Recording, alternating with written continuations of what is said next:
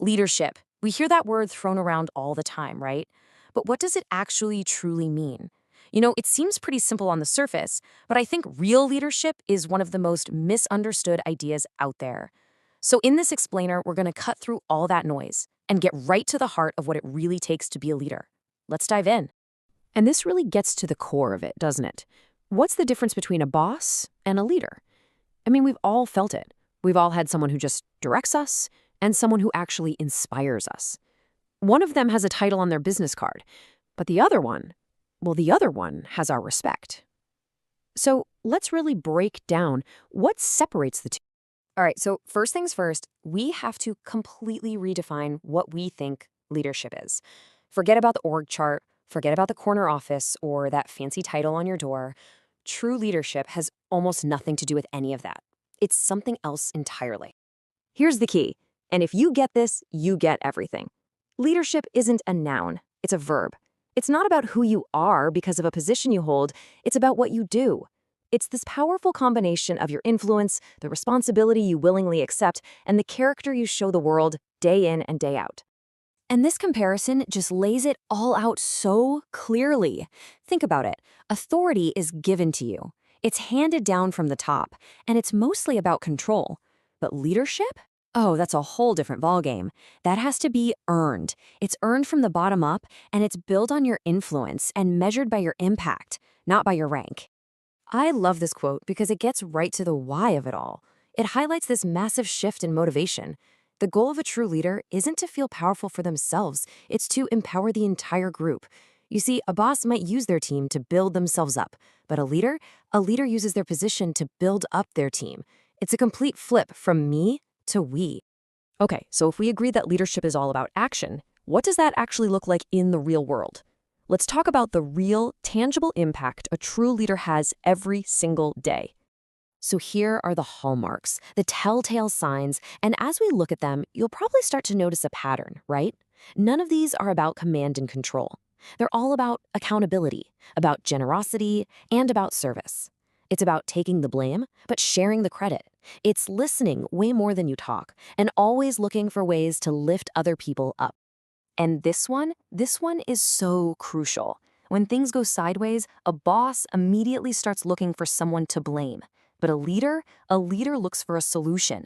They essentially become a shield for their team, absorbing the pressure so that everyone else feels safe enough to solve the problem instead of just pointing fingers. But, all these actions, taking responsibility, giving away credit, they don't just magically happen. So where do they come from? It's not a list of tactics you can just memorize from a book. It's an inside-out job. The absolute, unshakable foundation of leading other people is being able to lead yourself first. And you can really break that down into 3 core pillars. First, can you manage your own emotions, especially when the pressure is on? Second, can you build and stick to the habits that actually drive success? And third, do you operate from a really clear and consistent set of values? Because without those 3 things, any attempt to lead others is, well, it's eventually just going to crumble. Man, this quote just says it all, doesn't it? Your team isn't just listening to your big speeches or reading your emails. No, they are watching you. They're watching how you react when a deadline gets missed, or when a client gets angry, or when you personally face a setback. Your composure in those moments, that is your loudest message. And all of this naturally brings us to the #1 method of leadership: leading by example. You see, once you start to master leading yourself, your real influence doesn't come from your instructions anymore. It comes from your behavior. It sounds so simple, but this is an incredibly powerful idea. People don't really follow what you say. They follow what you do. Your actions become the unofficial rulebook, the real standard that everyone else looks to. Now, think about this for a second. There's kind of this 2-part equation when it comes to setting the culture. And the first part is this.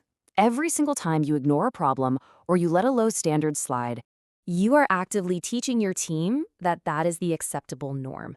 Your silence is an endorsement. What you permit, you promote. It's that simple. But here's the good news. The flip side of that equation is where all the real change happens. When you are the one who consistently shows up with integrity, with discipline, with a focus on excellence, well, that becomes the new standard. Your positive actions are absolutely contagious. They don't just add to the culture, they multiply throughout the entire team, creating this incredible ripple effect of high performance. So, how do you actually do it? Well, it's not about big, heroic gestures. It's about the small, consistent things. It's tackling the hard, unpleasant tasks first. It's showing discipline even when it's inconvenient and you're tired. It's staying consistent long after the initial excitement has faded and no one is cheering you on. And at its core, it's about holding yourself to the exact same high standards you expect from everyone else. And that really brings us to our final and maybe most important point. Leadership isn't some destination you arrive at. It's a continuous choice. It's about the legacy you are building, one single action at a time. If you remember just one thing from all this, I hope it's this. Your role as a leader isn't to be a taskmaster. It's to be a possibility maker. By living these principles, you actually expand your team's vision of what they can accomplish, not just together, but on their own too. The power to lead is in your hands right now. It doesn't require a new title or permission from anyone.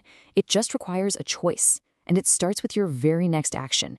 So the question I'll leave you with is this: what example will you choose to set today?